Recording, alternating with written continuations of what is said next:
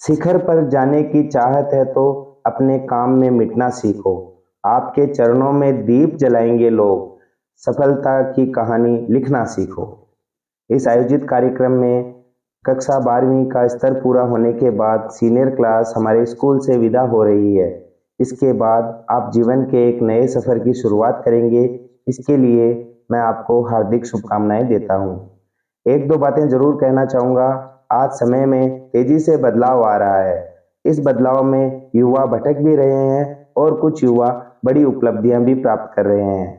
तो इस परिवर्तन का लाभ लेकर हमें उत्साह की ओर आगे ले जाना है।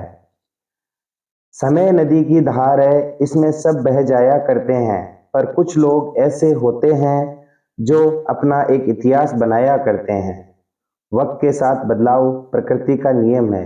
आज सभी के पास स्मार्टफोन है। आज का सबसे बड़ा बदलाव हमारे पास है।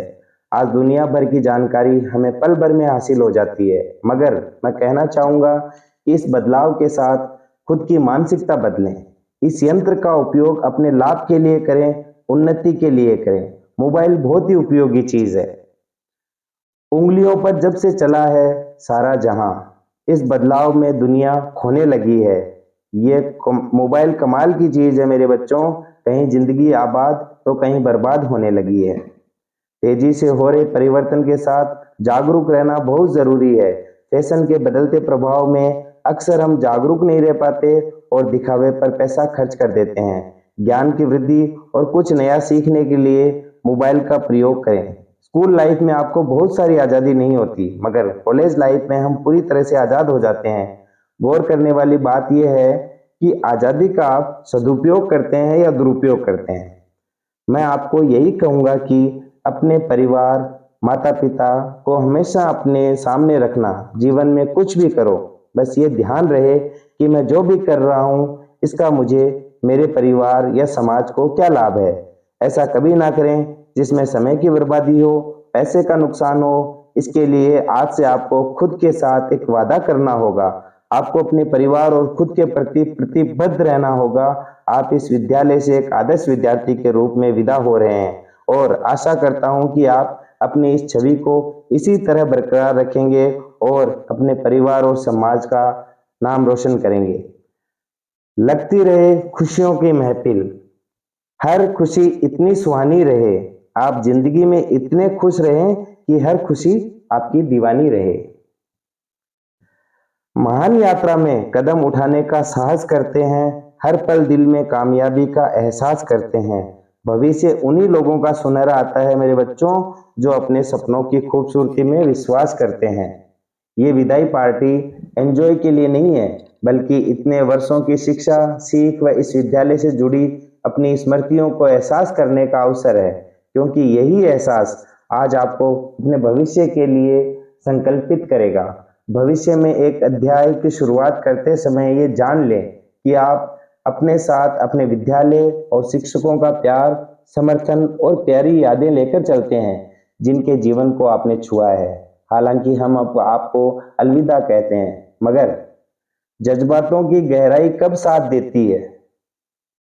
नई यात्रा से पहले याद रखना बच्चों, हर अलविदा एक नई शुरुआत देती है।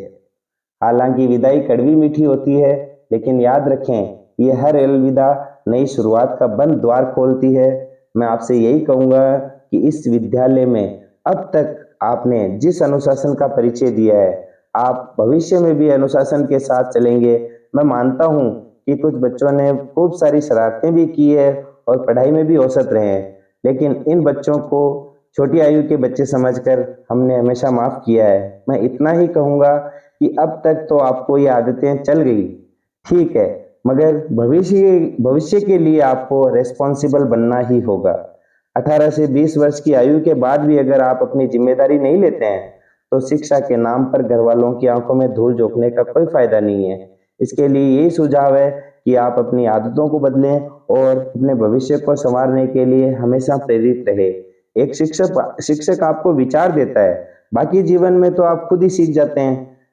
एक विद्यालय में पढ़ाई से ज्यादा हम जीवन सीखते हैं, इसलिए आप इसी को हमेशा याद रखना।